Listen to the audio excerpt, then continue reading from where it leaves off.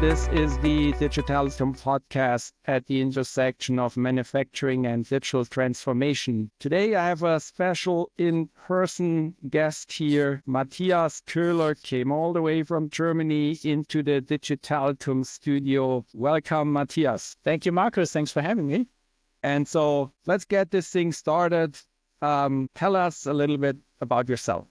Yeah, well, like you said, my name is Matthias Köhler, or Matthias Koehler, like the Americans say. So I have a long-term history, German-American history. Came to the US in 2012. I lived and worked here for 7 years. Before that, I was already working in the Transatlantic business, always in the industrial field, machine manufacturers, so working for company called Wagner. Maybe the one or the other knows those guys from the Home Depot and Lowe's stores in the US. Paint sprayers to nicen up your patio or your fences. Yellow devices. Correct. Yellow and black.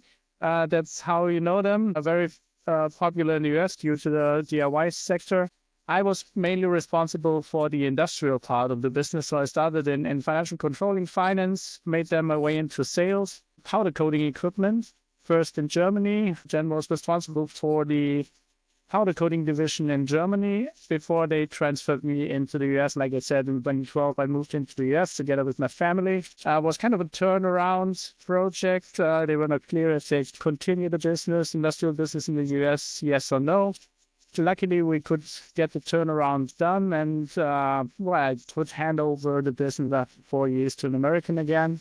Moved back to Germany with my family, started with another company, the Sargis Group, aluminum ladders, aluminum cases, also a very familiar product to most of you, I guess. Was responsible for them for the entire international business besides all German-speaking countries, Germany, Austria, and Switzerland. That was a colleague of mine.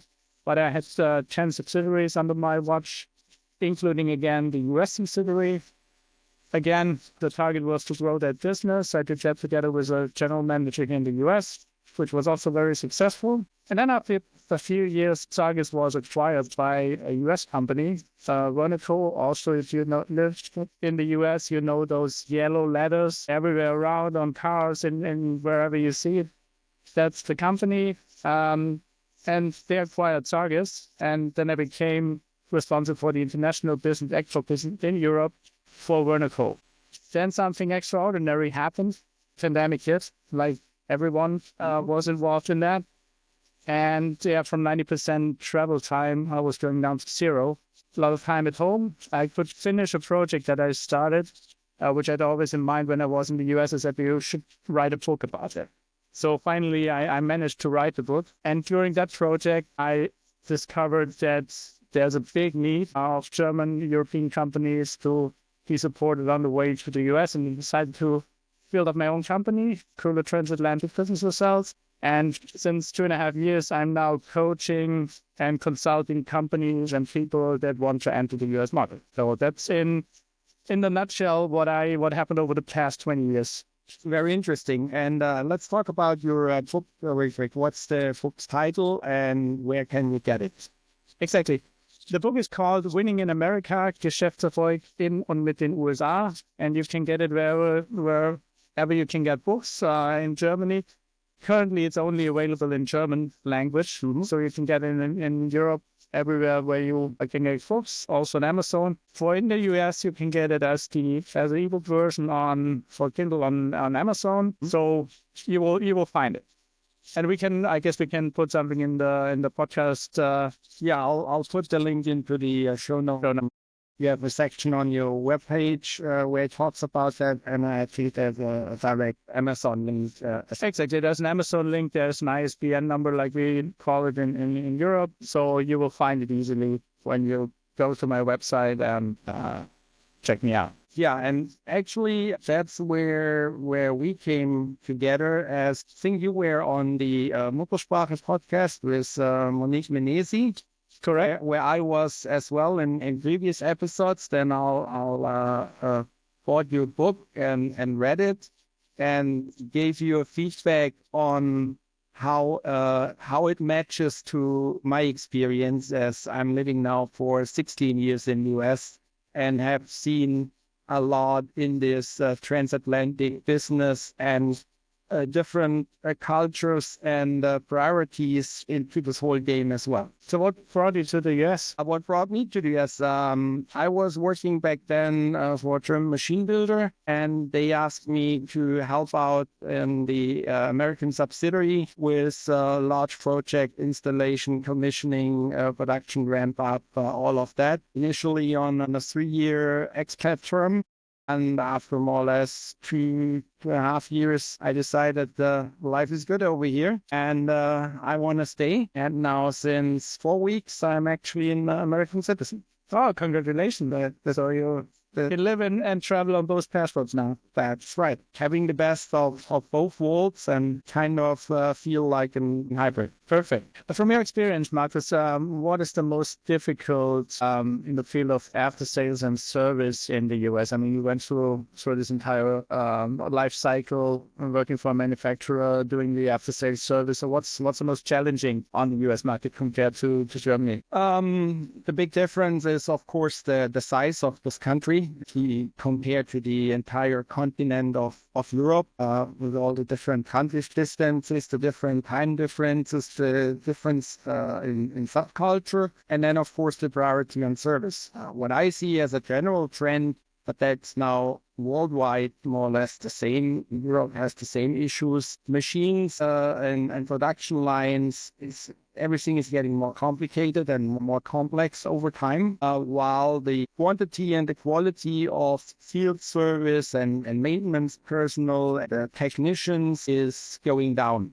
One of the reasons is that the so-called baby boomers are either already retired or retiring soon, and that specifically here in the US, manufacturing is not a cool industry where everybody wants to work on. So not enough people are coming in, and the education possibilities are also not that great. For example, there's no real apprenticeship system like we have in Germany.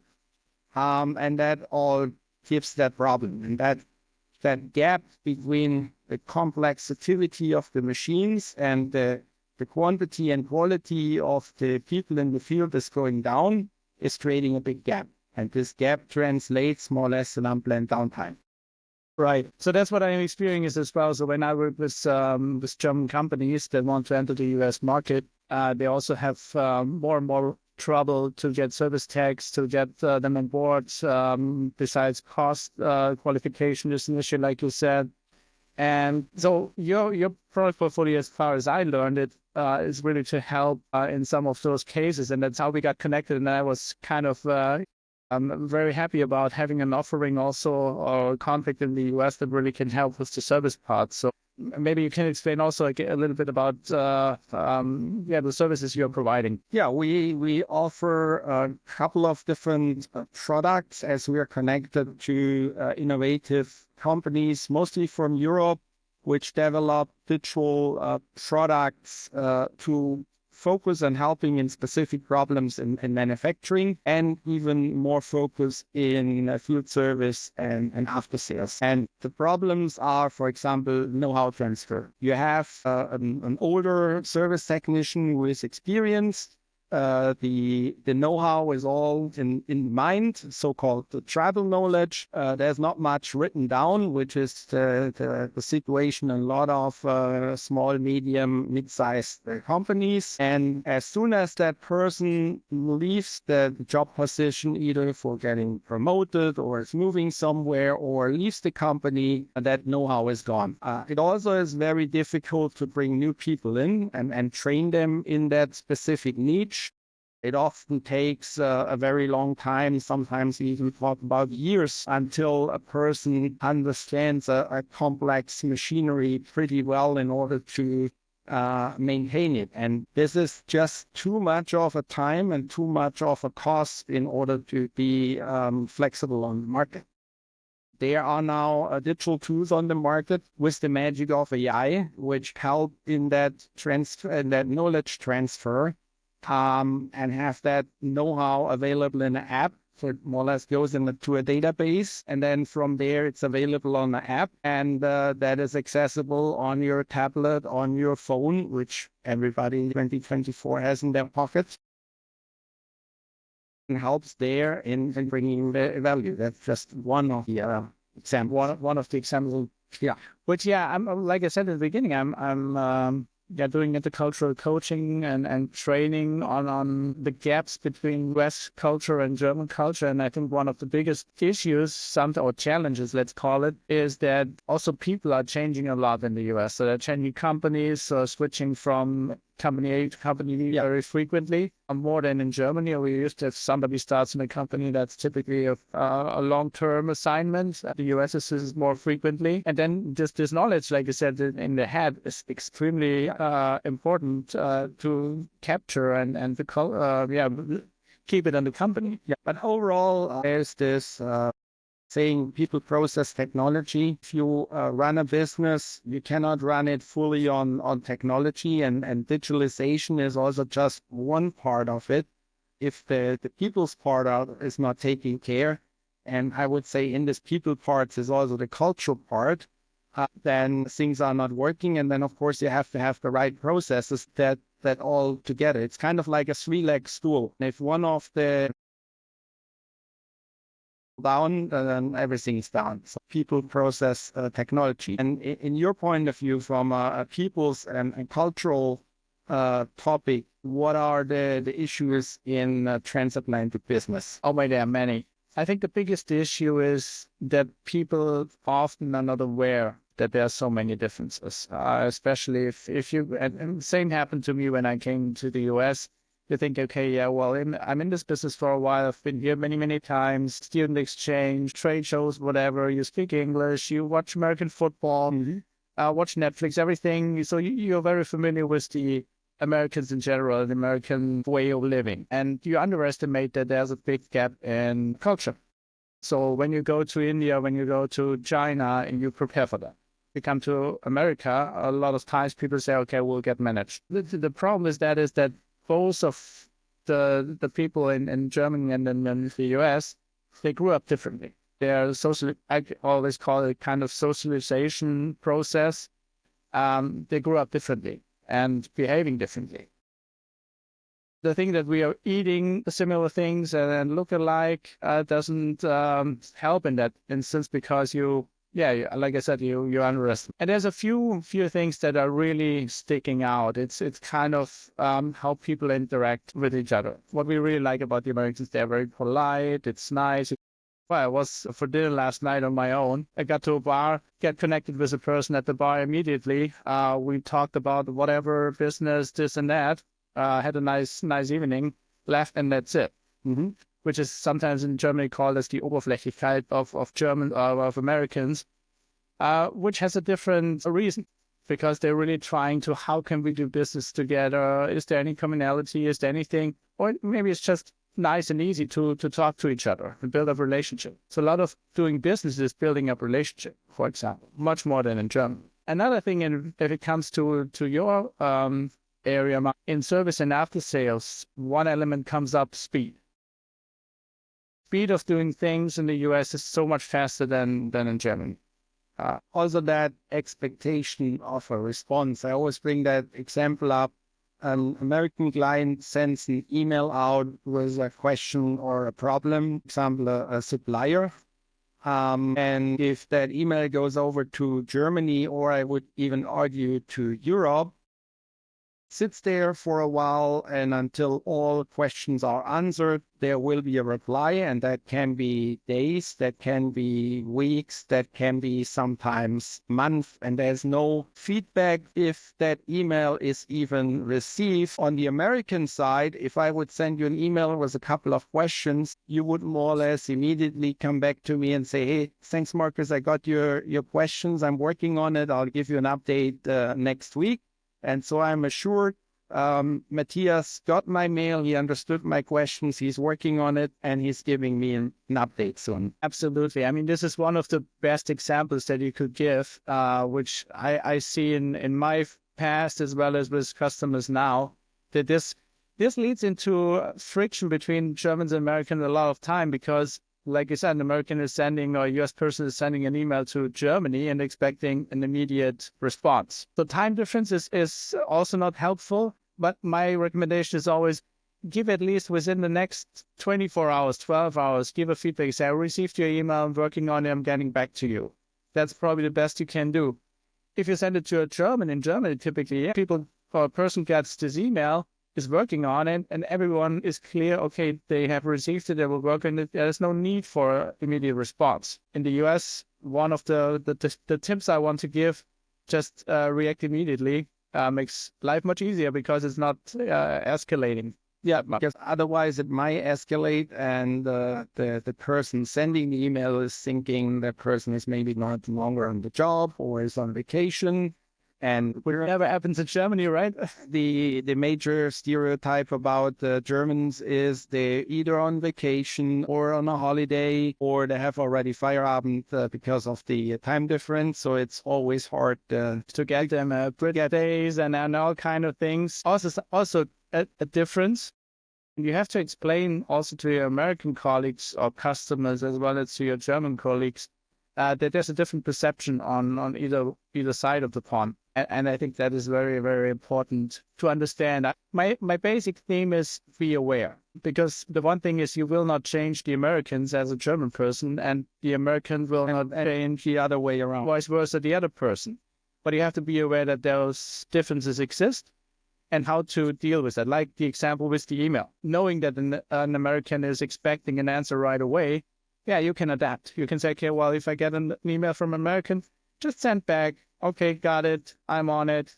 That's it. Nothing else is expected. Yeah, which also goes in the whole topic of customer service. I believe that we here in the US play a kind of Champions League level in customer service, while Germany is more on the lower levels. In that, just in general, it's in my point of view, general perception and also kind of different priorities, as we prioritize other things more than, for example, being functional or everything being precise, parallel, 90-degree, 100% quality and stuff like that. Absolutely. I mean, we are known for being precise, for being good planners, for good engineering. So also if it comes to service and maintenance, for example, Germans, Europeans, they are planning ahead of time.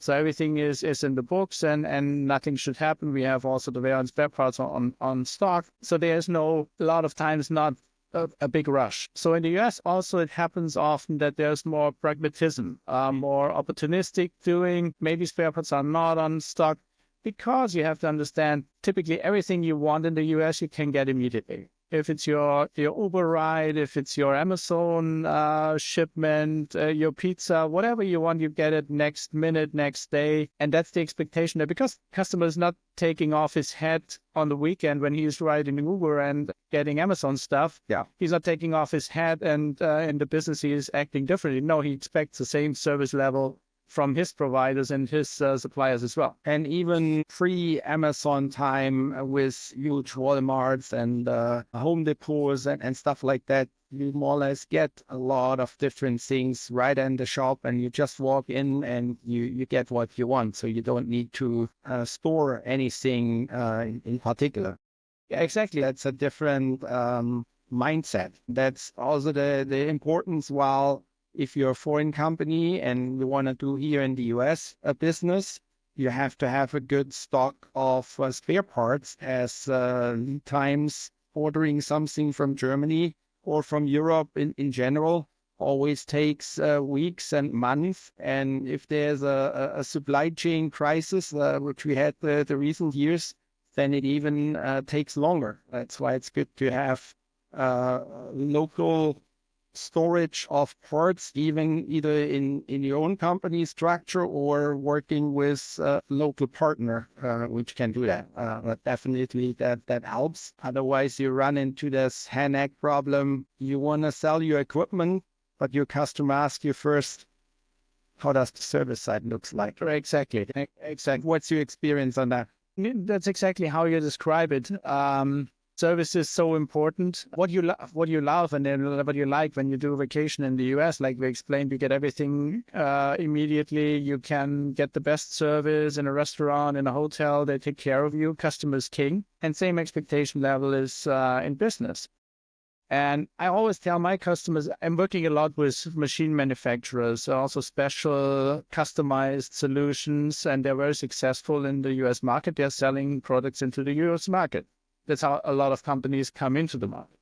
I typically tell them, okay, it's from my experience, it's not difficult to sell the first, second, third machine into the US. Maybe you even have some help by huge German or European companies that pull you into the market. If you are successful in the end on the US market, it's very specifically based on how your service is. Do you have your wear parts on stock? Are you able to ship next day or even express the same day, whatever? If a machine is down, it's down and the customer needs help. And if you then have to go through all the process, getting the stuff in Germany packed up with all the time differences, getting to a port, to an airport, get it over, get it through the customs and all. And all of that. I mean, it's not next day, but the expectation level of a US company is get it next day. And often the problem happened to me, problems that are solved in Germany within a day can take 5-6 days in the US to get the part maybe to the West Coast, get it through customs, get it whatever. And if that doesn't work, it does not often have an immediate impact. But customers will recognize that. And if they decide for the next machine, then they will say, hey, maybe go for a local company that is quicker and faster in response. Yeah. Maybe it's not the best quality, but they can respond and service is better. Exactly. And then bringing the topic of digitalization into this, if you're able to sell your spare parts and wear parts through a web shop-like environment, kind of like an Amazon style, where the selection process goes already faster because your client has the information, like he sees only the parts which fit to his particular machine. Then this email communication forward and backward. Is it this part or does it belong to this? What is the part number? That all is already taken away, and the business can put the pure focus on the transaction of the order and get that out as fast as possible. Yeah, and that's a good point because we talked a lot about the barriers and the differences and what makes it difficult, but there's a great opportunity on the other side. If you use those tools, if you use your warehouse, have a kind of an Amazon style to know exactly where my part is, how many are on stock, what's the price, and get the person to help himself or the customer, the service maintenance guy, then you can step ahead of a lot of companies because especially in the machinery industry, there's a lot of the machines that are sold in the US are coming from abroad, either from Europe or from Japan, from China, from Asia. So they have all the same issue. They are selling machinery into the US and they have to make sure that these after-sales service and maintenance process is working. And if you do a better job because you're using smart solutions, that can really get you in the driver's seat. Yeah. And that's where you have to bring the value to the end client. And one of these values could be that the person who works on the machine, the maintenance person or whoever, gets the information they need at the location they are in order to do the job right, which is the major challenge out in the field, in the factories, that you most likely don't have the correct information because it's maybe still in a big old paper binder, which is a half mile away in the maintenance room, or you have the wrong information. Therefore, doing that particular job, for example, let's say a replacement of a filter wrong, which then causes problems to that particular machine or process, and then causing additional downtime or even further damages to the process. Absolutely. The main target, I think, is if you can provide solutions for your customer, help them help themselves. Like you explained, you go to your machine, you have a problem, you have your 3D drawing there, you can identify the part, you can put it in your basket, you can order it directly, it will be shipped. You manage all the process. I know you have solutions in your toolbox that can provide that. That takes a lot of the trouble out of the process, also minimizes cost because you don't have to send somebody there. You don't have to have a whole big staff in the US that's really managing that. You can take that away and manage much more either, like I said, the customer helps himself, or you have somebody in Germany or in Europe that supports the process and can watch the machine right away. And for example, individual QR codes on your product help there, whereas nowadays everybody has a smartphone in their pockets. More or less everywhere in the country, in the world, even in not that developed countries, people have a smartphone. And with the QR code technology opening a specific web page, you can provide that specific information for that particular process. Absolutely. I have a good example. I have one of my customers that I'm working with. It's also a special machine manufacturer, sold many lines into the US already. They founded or they incorporated a company in the US 2 years ago. First thing we were doing is to really set up a warehouse, having the wear and spare parts in the US already to be quick.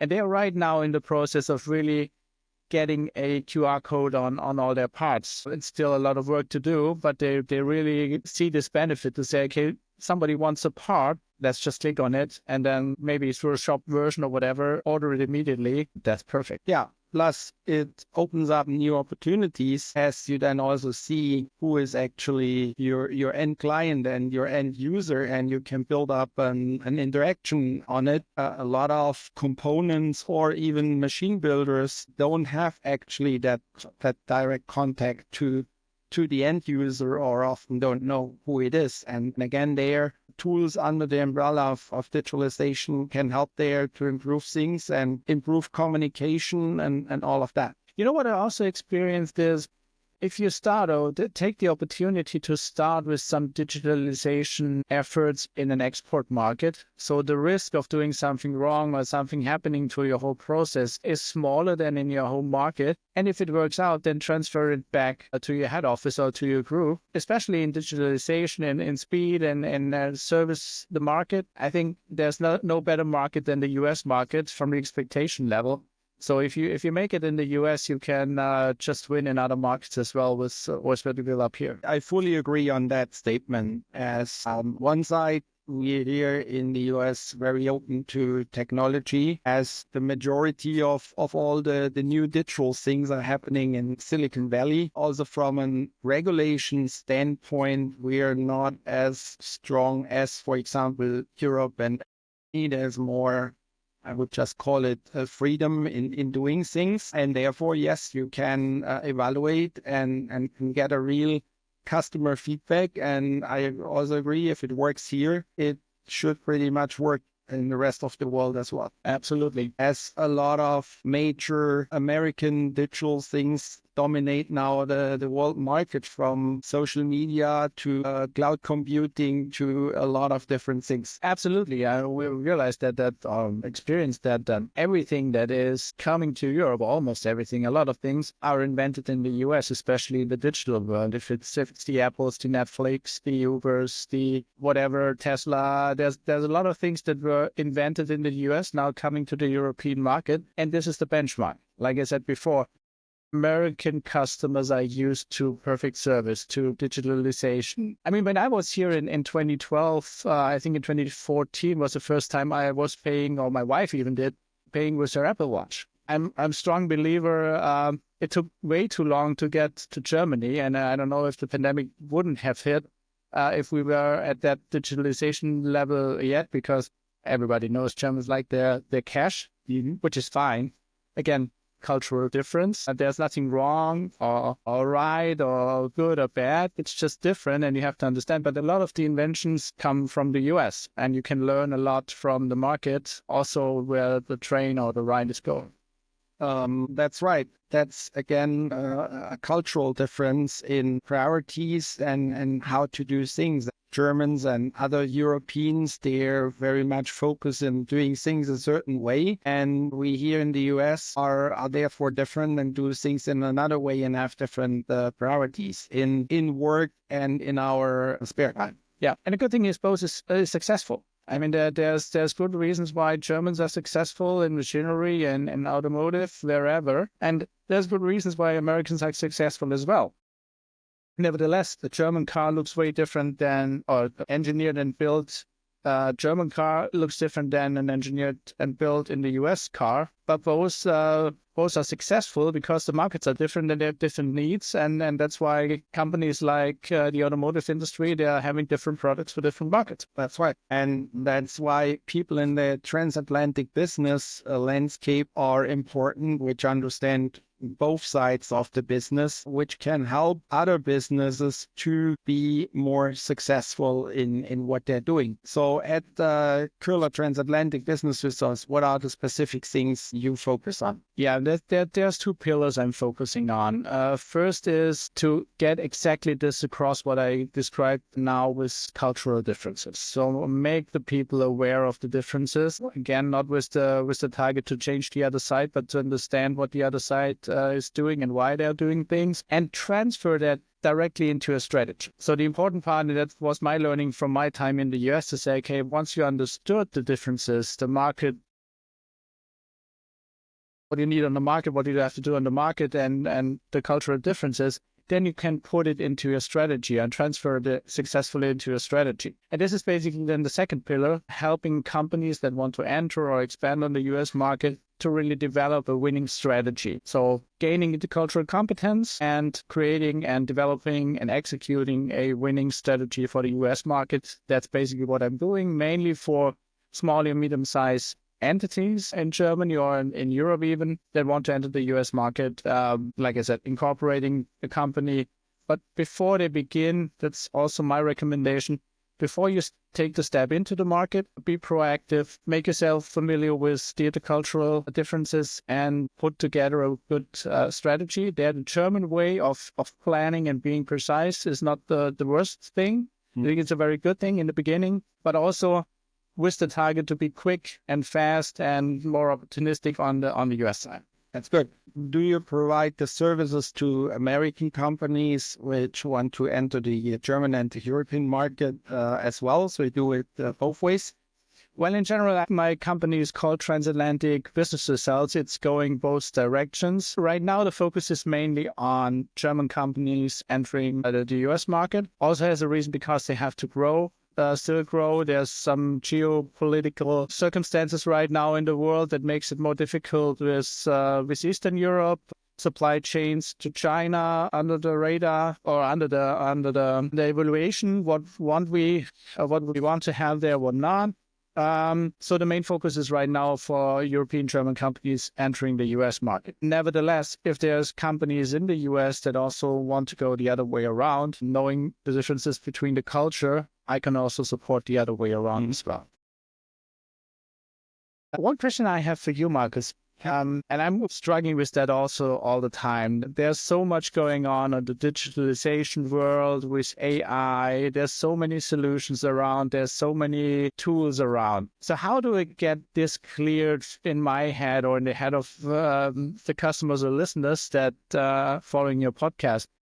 Can you help and support to really guide the way? What is the right tool? What is the right approach to really improve my service in the US? In my point of view, don't just do these decisions or thinking all by yourself. Take third-party help for that. Because they have a different point of view and see how others do it in the market. That's number one. Number two is I would recommend some type of evaluation and roadmap process. I just got recently certified in the area of smart manufacturing for that, where we evaluate a company through a survey where they are right now in different subcategories. Then with special interviews, also understand the business side of things. And then based out of where they are and what is their business model, define a roadmap in what actually do first, second, and third. If you just listen to the different suppliers of digital products, all of them will tell you, my product and my tool is the best and it will solve all the problems. The other part is the implementation part, which is the very important part. That's where a lot of digital transformation topics go wrong, as the implementation is some type of a change management process, and change management overall in digital or other processes has always the challenges. If the people using that new tool are not willing to use the new tool. For example, they heard from somewhere that this new thing is taking their job away. They will block it. They will do everything to not do it. And most likely this new shining tool will sit in the toolbox literally and nobody is using it. And so therefore there's no benefit into it. Overall, I see digital transformation as a process of getting better, faster, more efficient, and hopefully add more value to your end client. It's definitely not just an IT or an engineering topic, as it implements or affects everybody every department in an organization is affected by that. Also, don't make it too big. Start with the low-hanging fruits. Easy solution, which gives you a direct ROE, so-called low-hanging fruit projects, and then it's a journey, and it will never end. So I understand you are the one who can guide the way on that journey to be kind of a one-stop shop to manage the journey. Exactly. With my experience in manufacturing, I understand the problems on the manufacturing side of things by doing a lot of projects and being in hundreds of different factories all around the world. And then on the other hand, I have a deep insight into what's going on with everything under digitalization, what is already available, what does work, what are future trends, and how to navigate through that, build up a roadmap, and then step by step go forward and execute that. Okay. So what's typically the biggest expectations of your customers as their end goal, as what they want to accomplish?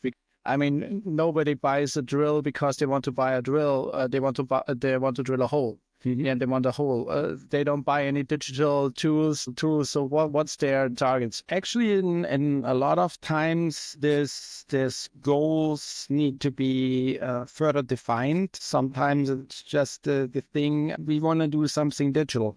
And I always say, yeah, that's nice, but we have to focus on specific problems, what you want to solve. Only if you solve that problem, you have an ROI and there's something in for everybody to do it. Otherwise, it's a waste of time, energy, and money.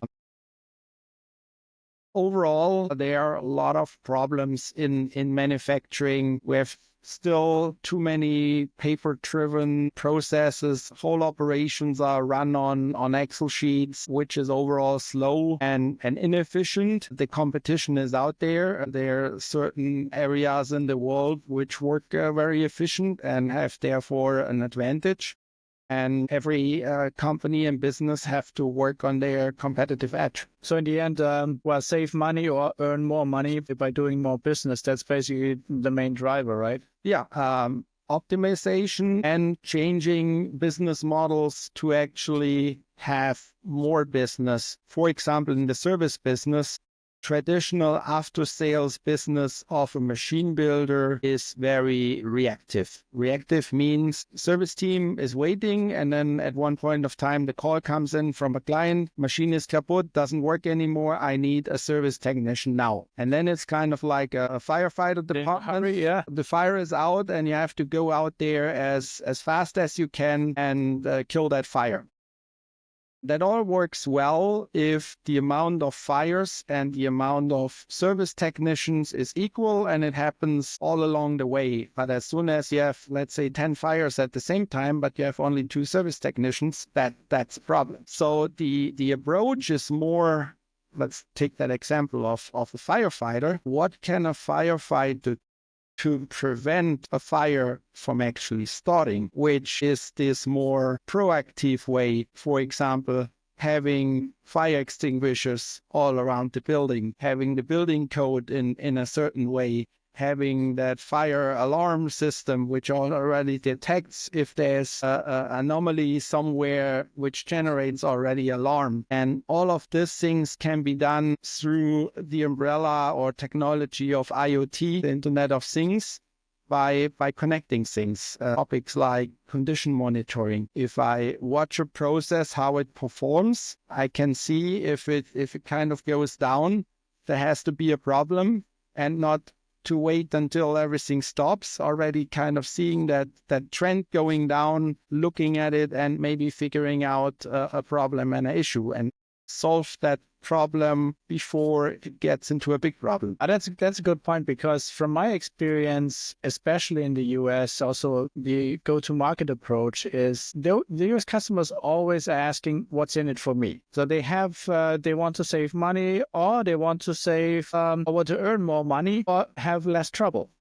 And as I understand, this is really a key point to prevent them from having trouble. And the other thing is then Americans are very willing to take a service, to pay money. So they're not cheap on that. So they're willing to increase their sales if it really solves the problem they have. If it's not there, there's no fire starting because we have all the prevention. Yeah, there's, for example, the example of as Tesla have more or less condition monitoring and predictive maintenance built in.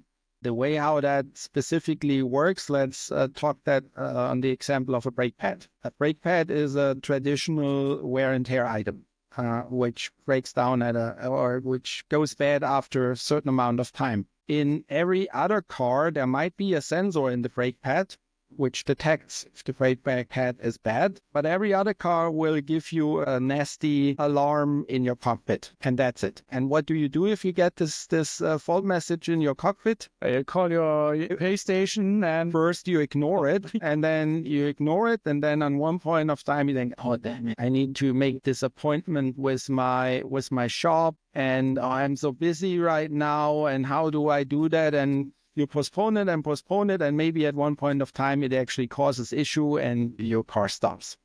How does Tesla do it? As they are already completely digitalized, they actually, if that sensor detects that message, it triggers inside the car software a connectivity into the owner's calendar, finds their slot, books automatically an appointment with the Tesla shop, of course. It doesn't go to a third party, where it might be 20% cheaper. And then from there, everything is already pre-planned. And when the customer drives into the Tesla shop, it's like a Formula One box stop, ka-ching, bing, bong. In a couple of minutes, everything is done, and the customer drives out.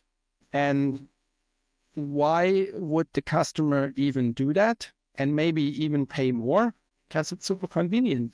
Right. I don't have to deal with, I need to call them now, and I have to get an appointment, and I have to wait there, and going through all this trouble.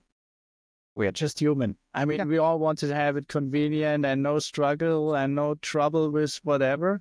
And that's also a great example, a great benchmark. I mean, more and more people are driving Tesla, and they will get this experience. And those are the guys, the maintenance guys, also in their plant. So they expect the same service there as well then. Exactly. And the same kind of business model can be done from a machine builder point of view as well. They see an issue, they send already the part out, and then maybe have either that special service technician at that point there to fix it, or have the digital instructions in how to do it, have the video already provided, so that the local maintenance team can do it, and it is also sure not to do something wrong to cause any types of problems. And now I understand you, that's not just a vision, this is what you can really do. Yeah, that's already possible, but it is a change in the mindset if you're still in that kind of reactive business, and you just wait for your phone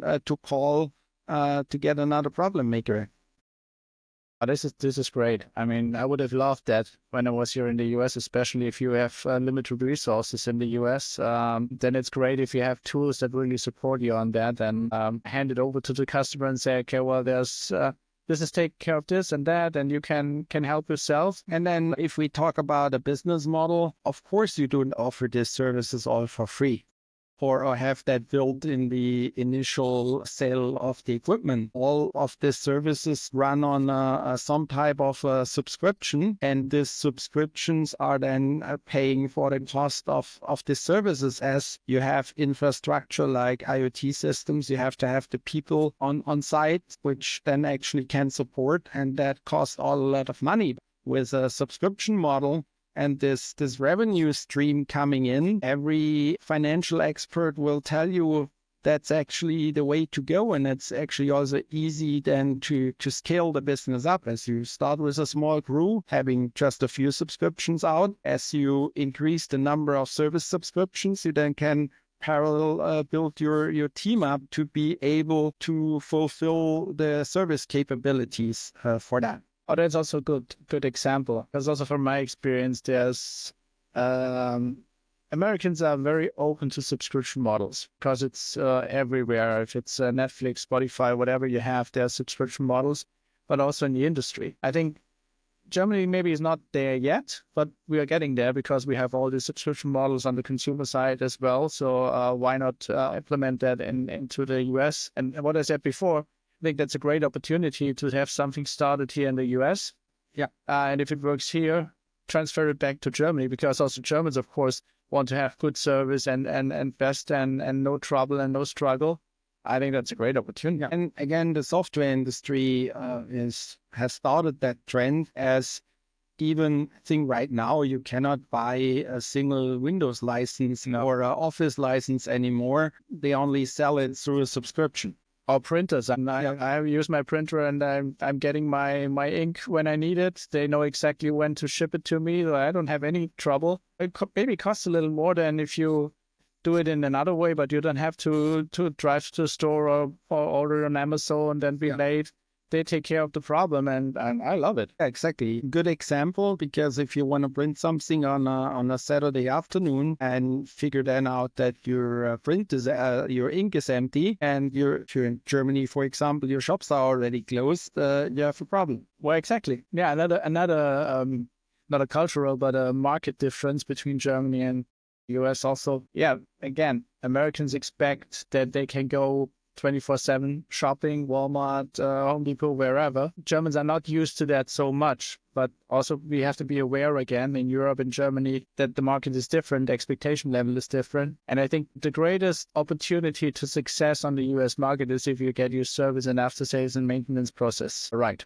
And get the culture right, because there's also this other way example, for example, with Walmart, trying to enter the German market and actually failed, in my point of view, majority to the cultural differences, as they want to run Walmart Germany the American culture way, which somehow, why, didn't work that well. And I think 4 years later, they exited and sold it to the competition. Yeah, exactly. That's actually one of my prime examples when I talk about culture and how companies are successful or not successful. So Walmart is the one example that didn't work in Germany. Very good example is on the other side is McDonald's, for example. Mm-hmm. Whatever market they are in, they're adapting to the market. So in Germany, they have this McCafe and you have your mug and you sit there for an hour and then take time to be in the store or in the restaurant. So very different here in the US. Yeah. Also adapt the